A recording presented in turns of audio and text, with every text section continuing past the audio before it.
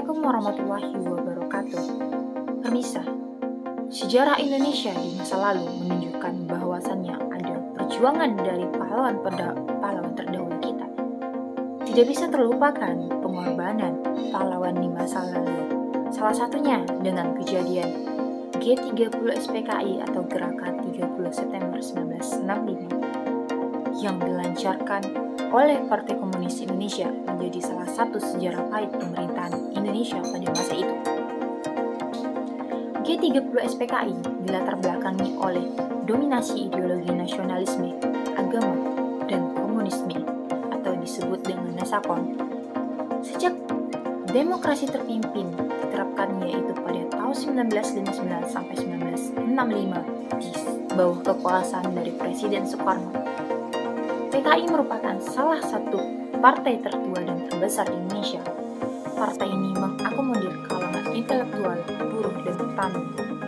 Pemberontakan ini dilakukan dengan tujuan mengambil kekuasaan yang sah dan mengganti dengan paham komunis di negara Indonesia. Lantas, mengapa yang dilakukan PKI di Indonesia itu disebut sebagai pengkhianatan? Pada awalnya, penyebab pengkhianatan PKI dikarenakan adanya harapan yang tidak bisa tercapai. Pengkhianatan ini dilakukan dengan tidak adanya peri kemanusiaan terhadap para pemimpin dan rakyatnya sendiri.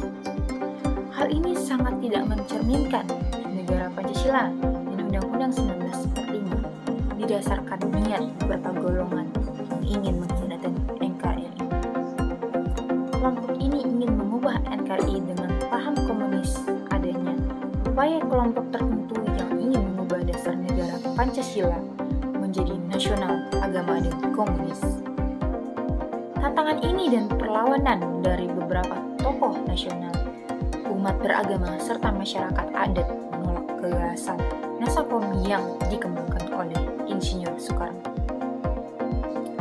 Isu kebangkitan tentang PKI pada masa saat ini, perbincangan isu kebangkitan PKI akan terus ada di saat waktu yang akan ada seperti saat pemilu dan akan datangnya tanggal 30 September berikutnya. Hal ini dimanfaatkan untuk kepentingan politik dari beberapa kelompok tertentu. Hal ini juga menjadi kekuatan ampuh untuk menyerang pihak lawan politik. Dampak kebangkitan PKI.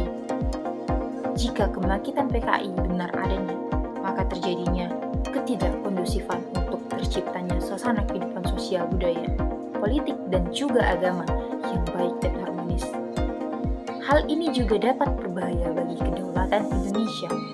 Sedangkan orang yang berperan besar terhadap kebangkitan PKI yaitu orang-orang atau anak cucu yang menganut paham komunis pada masa itu yang masih memiliki dendam tertentu.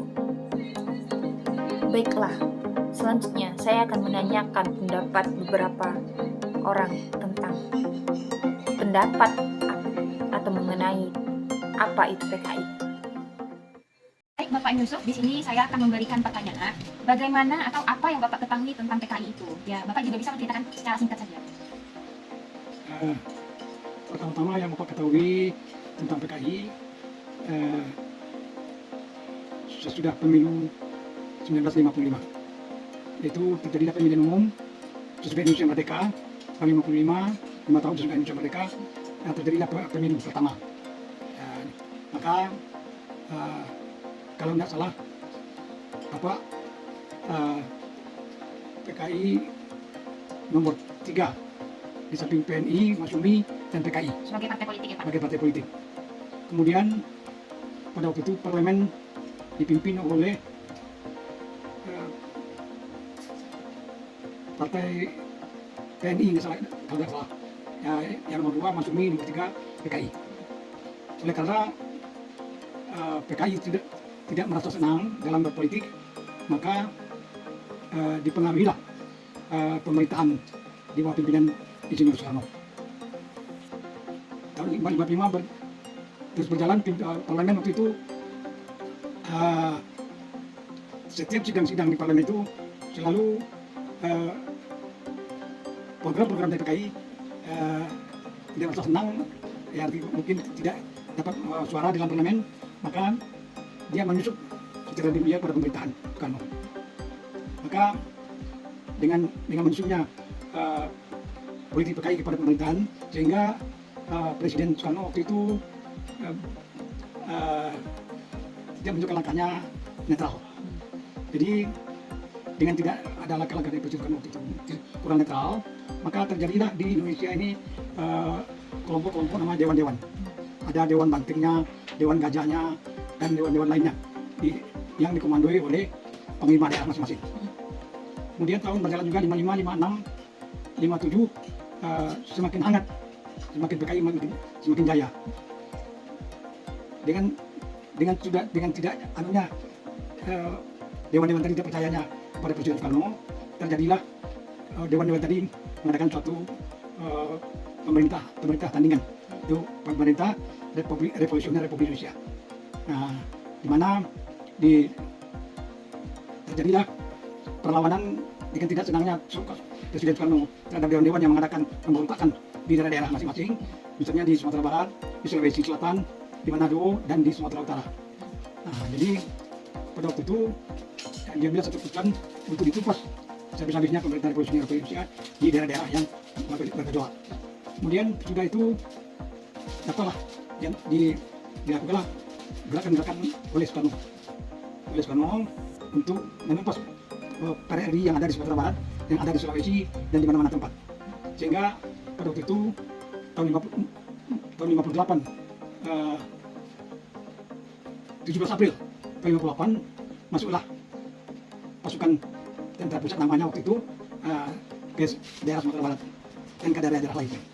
Jadi pada waktu itu memang gerakan PKI belum kelihatan, tapi setelah mereka duduk di daerah, setelah menguasai daerah masing-masing, daerah pemberontakan tadi, daerah Sumatera Barat, daerah Sulawesi, maka gerakan-gerakan politik PKI menyusutlah di tengah-tengah pasukan pemerintahan Soekarno pada waktu itu.